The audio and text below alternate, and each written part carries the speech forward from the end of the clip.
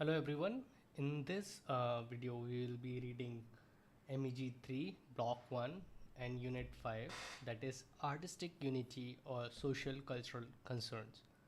The structure of this unit is objectives, introduction, introductory chapters, their relevance, the instructional aspect, the many episodes in Tom Jones. Why is the Man of the Hill episode integral to the novel? Let us sum up. Glossary questions. 5.0 Objective.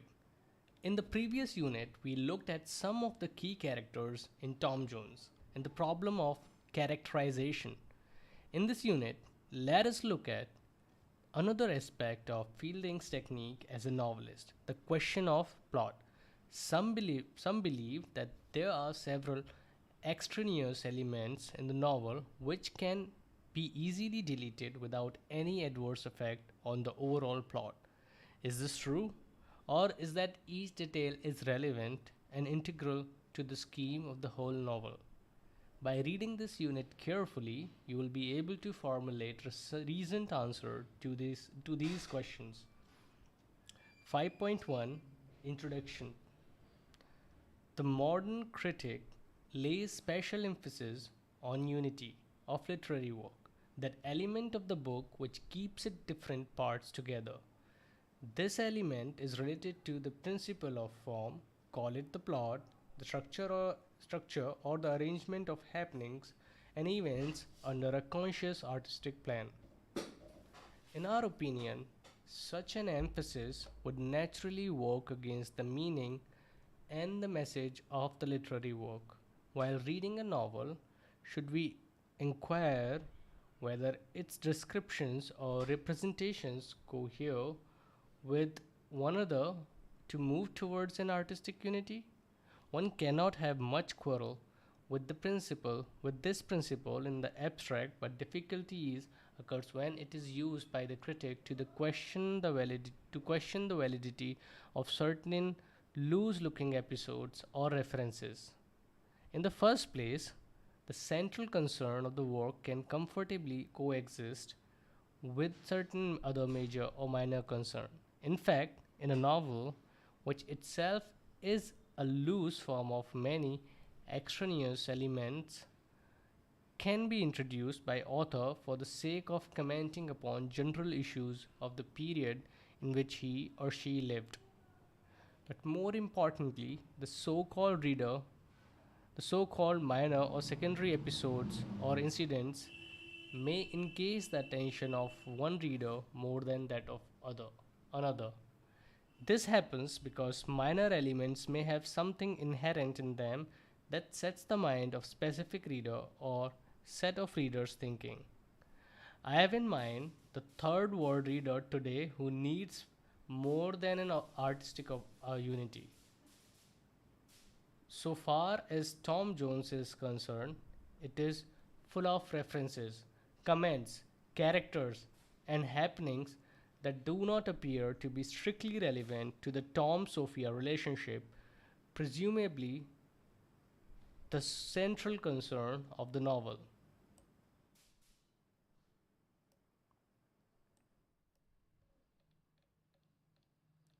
5.2 Introductory chapters, their relevance. Fielding can certainly be accused of bringing in great many extraneous elements in Tom Jones.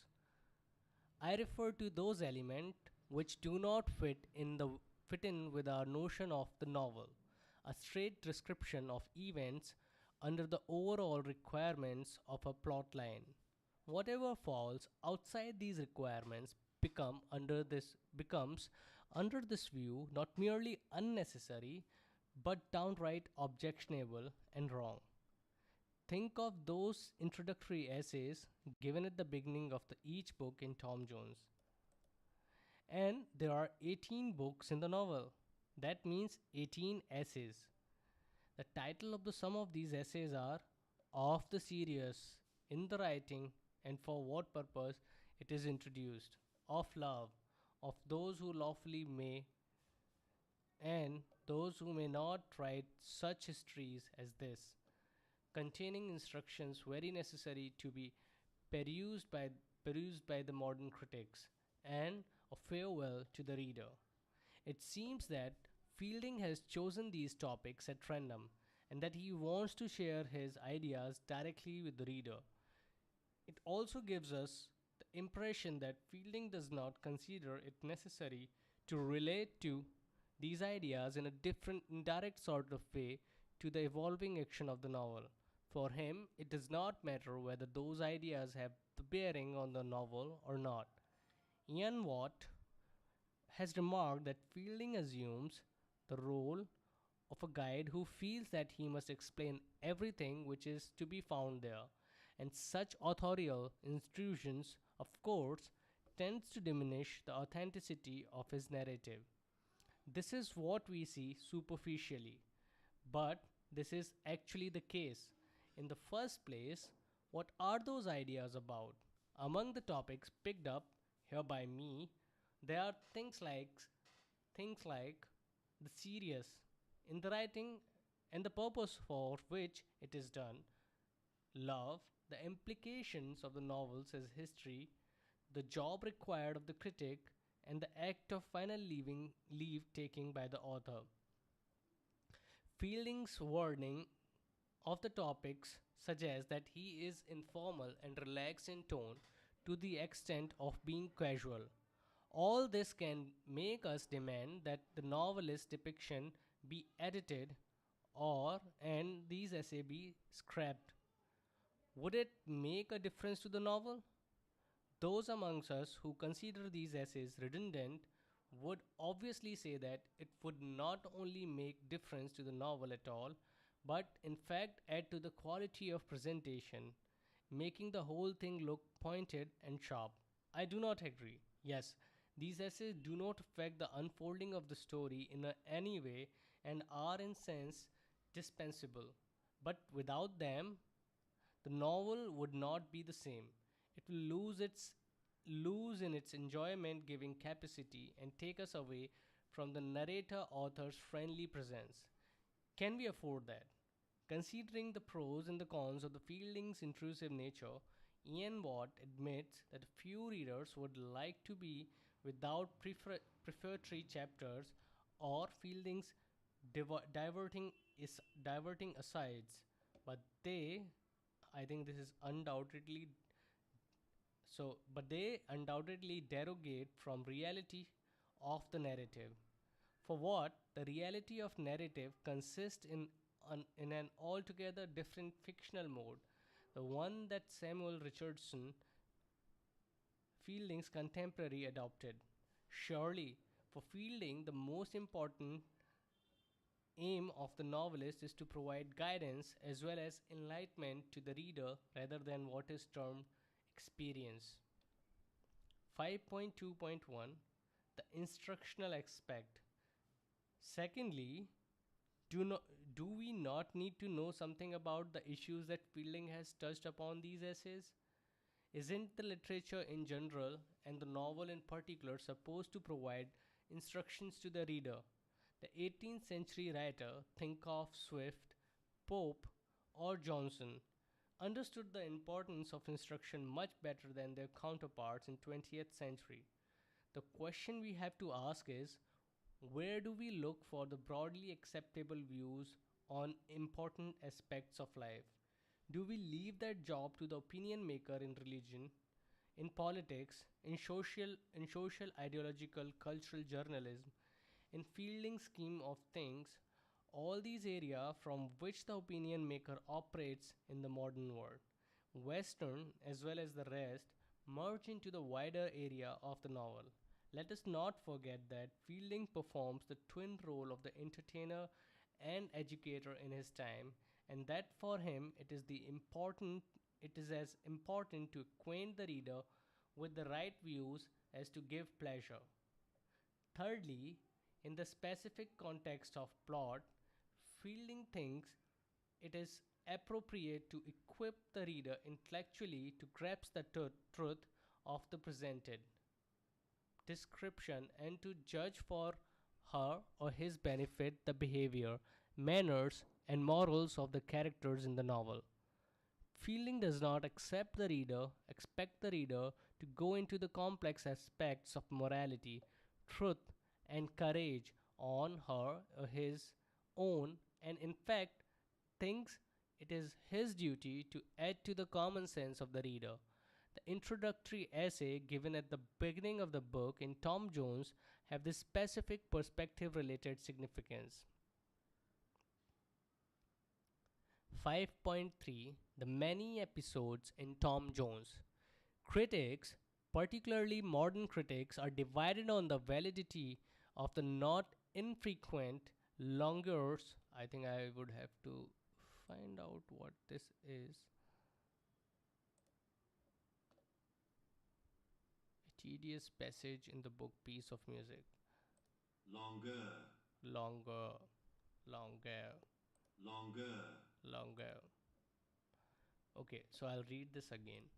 Critics, particularly modern critics, are divided on the validity of the not infrequent longueur in Tom Jones. Okay, we should read it again. Critics, particularly modern critics, are divided on the validity of the non infrequent longueur in Tom Jones. The Man of the Hill episode is one of these. Some others are Mr. Fitzpatrick's narrative, Tom's encounter with gypsies on his way to London, and complications of the Nightingale affair. Do they merely add to the bulk of the novel? In the sense that they reveal a number of features of the characters involved in them, they surely takes us deeper into the social reality of the period. In my view, an episode is a crystallization of certain general tendencies of the behavior at a particular time. In this way, breadth it can lend breadth to the envisioned life in the novel. We can, with its help, construct the explanation of the thorny issues that emerge in the course of the main action of the novel. They constitute the world in which Tom and Sophia fought their specific battles. By offering various choices of action and alternated strategies of behavior, they also significantly break the finality of central narrative. What Tom and Sophia did was because they chose to do so, and they could go another way if they so desired.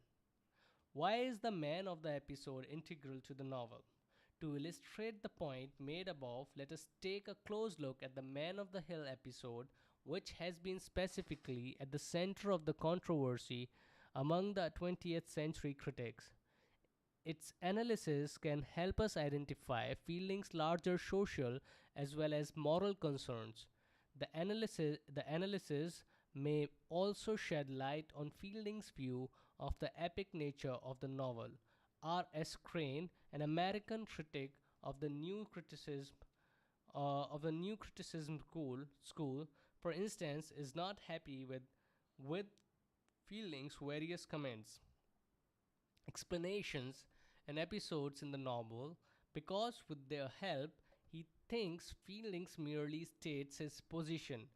Particularly, Crane is not sure about the positive values this may have in the plot structure of the novel. On his side, Fielding has presented the episode as the old man's history and story. The Fielding's purpose, ostensibly, is to integrate his history and story into that of Tom Jones. Secondly, the Man of the Hills story, the account of his life from early years to old age, is in fact based. Isn't what that we mean by history? But story also signifies a fictional account, something that individuals in their context perceive and present. The Man of the Hill himself tells his story. Maybe he wants to justify his decision to stay alone, totally cut off from the world in which he was born. Hence, the story, an imaginative construction, is told by him. Let us then look at some of the important aspects of the story and history presented by Fielding in the old man's world. From the meeting of Tom Jones, and Partridge, both travelers with the man of the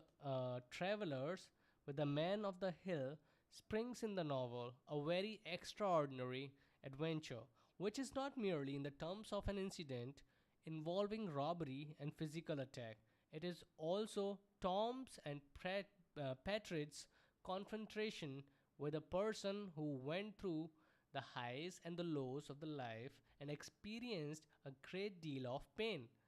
That is how the account of life of the man of the hill is the story of an unhappy man, which Tom and his companion hear with uncommon interest. It is tale with the beginning when the man of the hill was a child and an end when he had after a lapse of whole active life reached the conclusion that man alone interest. It is a tale with a beginning when the man of the hill was a child and an end. Okay, it's too quick, so it will be a little slower. When he had, after a lapse of the whole active life, reached the conclusion that man alone, the king of this globe, the last and the greatest work of the supreme being below the sun, man alone has basely dishonored his own nature, and by dishonesty, cruelty, and ingratitude, and a cursed treachery, has called his Maker's goodness in question, by puzzling us to account how a benevolent being should form so imperfect and so vile an animal. It is a long sentence, and the man of the hill seems to be struggling with the words to say something profound. While in this characterization of human nature, man has been referred to as the king of the globe and the last and the greatest work of the supreme being. There is the realization based on observation and experience that he is actually imperfect and a wild animal. At the time of expressing this view of mankind, the man of the hill is an old man and has lived in seclusion for a long time. He remains firm in this belief in spite of strong argument that Tom presents to him.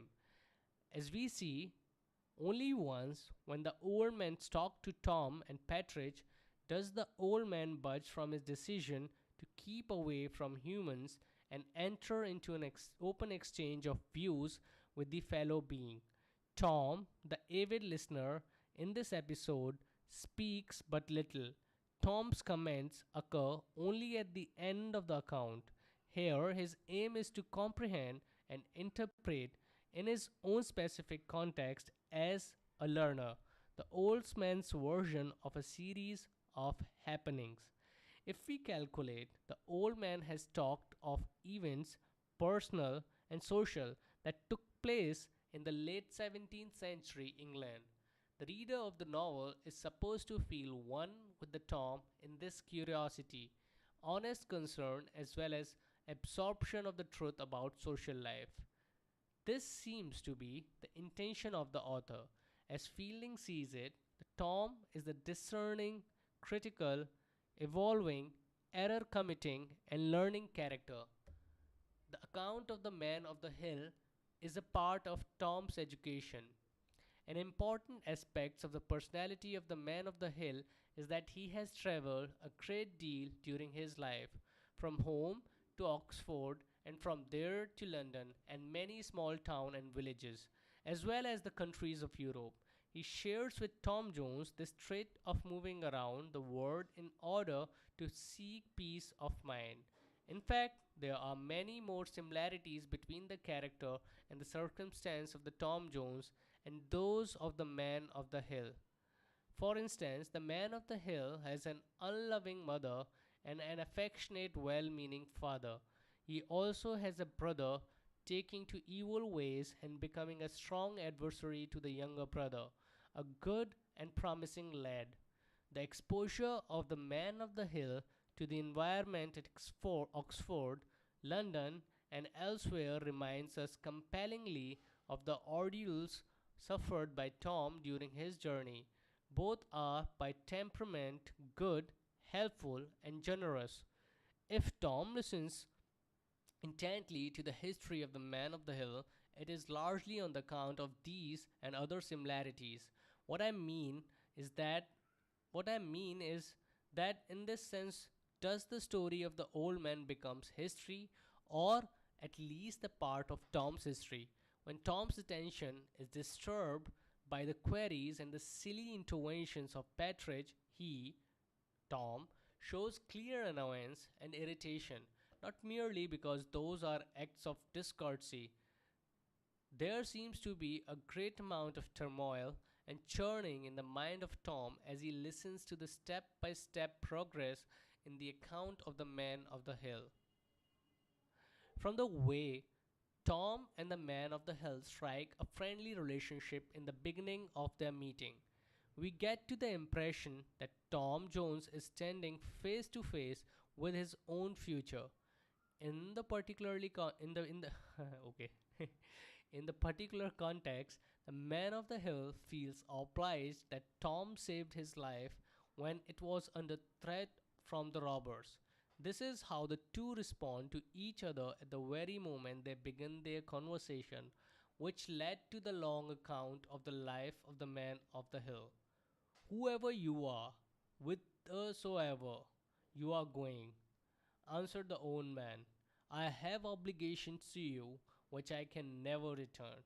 I once more, replied Jones, affirm that you have none, for there can be no merit in having hazarded that in your service on which I set no value, and nothing is so contemptible in my eyes as life. I'm sorry, young gentleman, answered the stranger, that you have any reason to be so unhappy at your ears.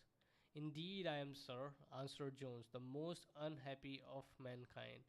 Here, does Tom not feel the way the old man did in the bitterest phase of his life? As a consequence, the old man suddenly becomes interested in Tom's affair. He goes on, perhaps you have a friend or a mistress, replied the other. How could you? Cries Jones. Mention two words sufficient to drive me to distraction. Either of them are enough to drive any man to distraction, answered the old man. I inquire no further, sir. Perhaps my curiosity has led me too far already. Indeed, sir, cries Jones, I cannot censure a passion which I feel at this instant in the highest degree. You will pardon me when I assure you that everything which I have seen or heard since I first entered this house has conspired to raise the greatest curiosity in me. Something very extraordinary must have determined you into this you to this course of life, and I have reason to fear your own history is not without misfortunes. In fact, we notice that Tom takes the initiative in this conversation and implores the old man to acquaint him with the experiences he has had in life. Why? Your own history is not without misfortunes, sends such strong indication of the existence of pain in Tom's life that for a moment the reader may well forget the existence of the man of the hill and focus entirely on Tom's state of mind.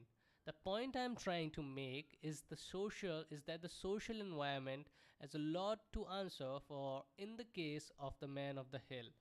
That is one reason why Fielding refers in such elaborate terms to the atmosphere in Oxford and London.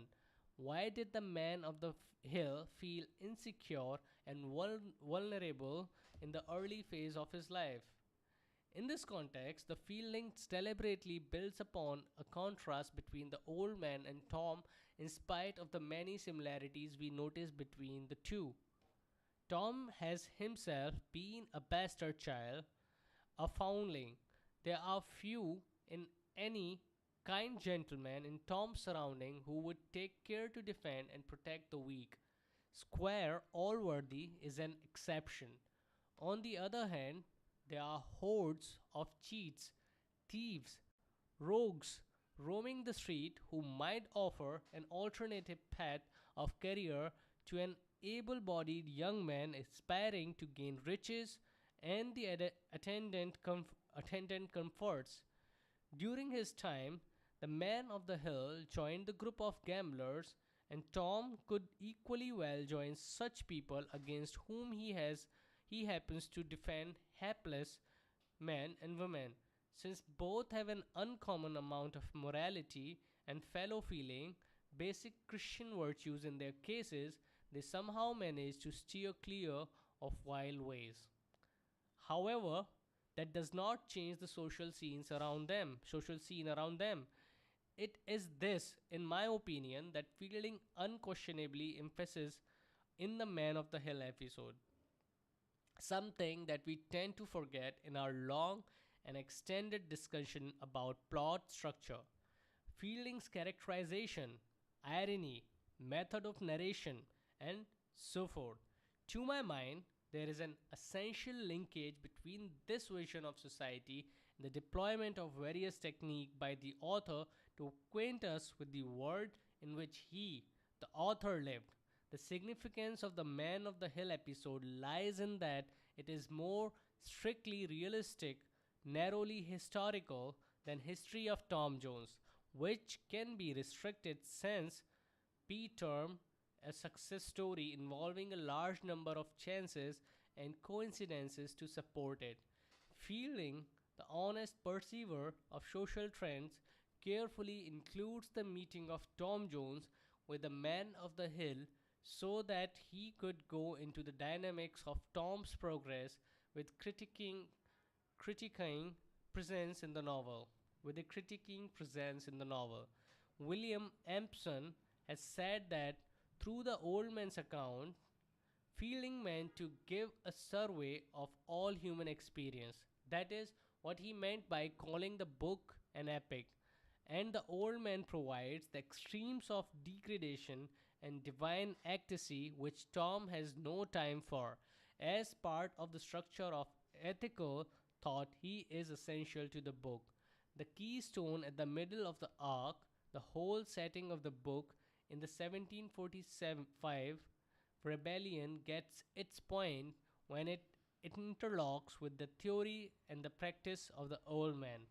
So far, for being episodic, the incident is meant to be such an obvious pulling together of the threads that it wants us to keep an eye on the subsequent development of Tom.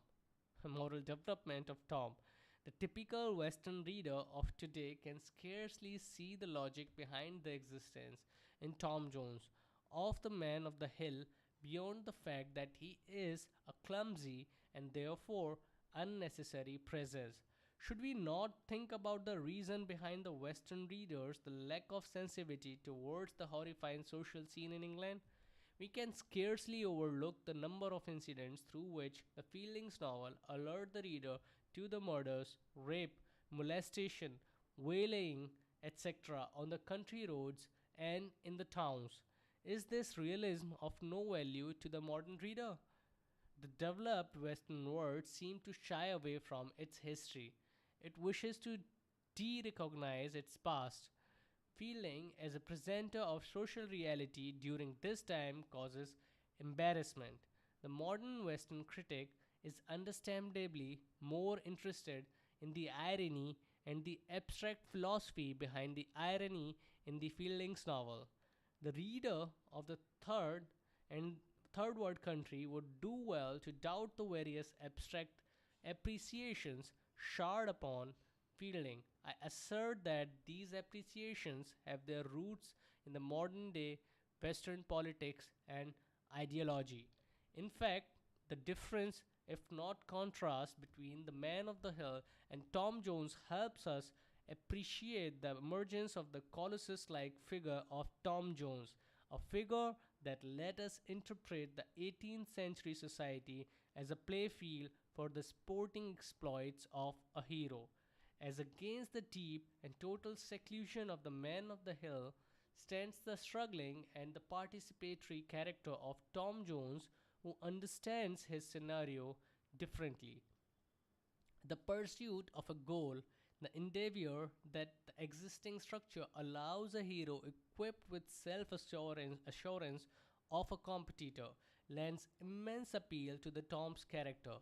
Tom is a fine combination of broad virtues such as honesty and truthfulness, and an immorality that hits strongly at the conventional rigidities as well as hypocrisy of the day.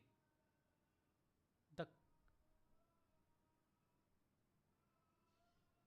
the contrast between the attitudes of the man of the hill and Tom Jones allow also shows Fielding's its intellectual perspectival perspectival tilt toward the successful completion of Tom Jones' journey through life. It is a choice for comedy, a successful resolution of problem through the author's intervention. Fielding seems to have seriously decided to pull Tom out of that feeling of nothing being so contemptible in my eyes as life. Okay, this seems I don't know what to make of it.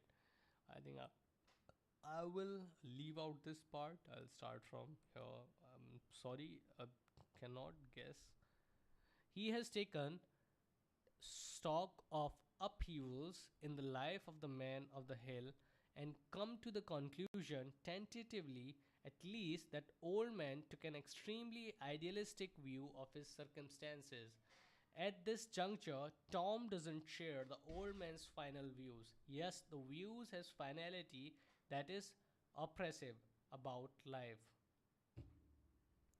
I was now once more at liberty, and immediately withdrawing from the highways into the fields, I travelled on, scarce knowing which way I went, and making it my chief care to avoid all public roads and all towns, and nay, even the most homely houses, for I imagined every human creature whom I saw desirous of betraying me. At last, after rambling several days about the country, during which the field afforded me the same bed and the same food which nature bestows on us savage brothers of creation, an opportunity of once more visiting my own home, and of inquiring a little into my affairs, which I soon settled as agreeable to my brother, was selfish and ungenerous, and from that day to this my history is little better than a blank. There is a ring of pristine sincerity and moral rightness in these words of the old man, as denoted by homely houses, and nature bestows on our savage brothers of the creation, the tone of the speech being that of hurt innocence and purity. However, Tom is not impressed by the wisdom. He goes over and comprehends in detail the story, which is, as he sees, a version of the narrator in spite of the facts constituting the truth of the story. This is Tom's comment based on his analysis. In the former part of what you said, replied the Tom Jones, I most heartily and readily concur, but I believe, as well as hope, that the abhorrence which you express for mankind in the conclusion is much too general. Indeed, you have fall into an error which, in my little experience, I have observed to be a very common one, by taking the character of the mankind from the worst and basest among them. Whereas, indeed, an excellent writer observes nothing should be esteemed as characteristical of species, but what is to be found among the best and the most perfect individuals of the species. This error, I believe, is generally committed by those who, from what want of proper caution in the choice of their friends and acquaintance, have suffered injuries from bad and worthless men. two or three instances of which are very unjustly charged on all human nature. If there was indeed much more wickedness in the world than there is, it would not prove such general assertion against human nature, since much of this arrives by mere accident, and many a man who commits evil is not totally bad and corrupt in his heart. In truth, none seems to have any title to assert human nature, since much of this arrives by mere accident, and many a man who commits evil is not totally bad and corrupt in his heart. In truth, none seems to have any title to assert human nature to be necessarily and universally evil, but those who own minds afford them one instance of this natural depravity, which is not, I am convinced, your case. On the surface, this speech is addressed to the man of the hill. We notice breaks in the sentences, changes and the modification in words, and the general unease with the way the argument is given form. Tom's uncertainty and hesitation, particularly in the beginning when he frees himself from the straight, unlinear logic of his companion, reflects a mind out in the open to search its own specific path. However, there is no given path. Tom has to make his own on the basis of his requirement in the world that has moved away from the way it pursued earlier, even at the time the man of the hill was young. The period in which the old man went through the ups and downs of the life, and the one in which Tom is journeying, literally and metaphorically, have a gap at least 60 years, quite significant in the context of English history. The 70s and 80s and the 17th century and the 20th and 30s of okay, I'll read this again. The 70s and 80s of 17th centuries and 20s and 30s of 18th century.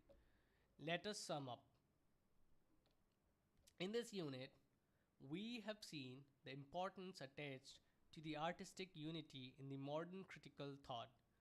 Literary texts are readers' text in the final analysis. The idea of the author talking to the reader is important in particular kind of a novel. Apart from an entertainer, the novelist is a teacher and a moral guide. We have also discussed the significance of many stories and episodes in Tom Jones. The Man of the Hill episode is an integral part of the novel. The episode is a history that puts Tom in perspective. The reader is required to think of two historical periods in comparison with each other, the late 17th century and the mid 18th century. The realism of the Man of the Hill episode may be embarrassing for modern Western reader. How does it strike you as a third world reader? This ends the this particular unit 5, and I hope we progress to more units soon. For now, this will be it. Thank you for listening, and obviously I made a lot of um, pronunciation error, skip parts, and this is because I'm learning on the way. And yeah, and we all make mistakes, and this is also like to inform you that this is being done as a part of learning experience.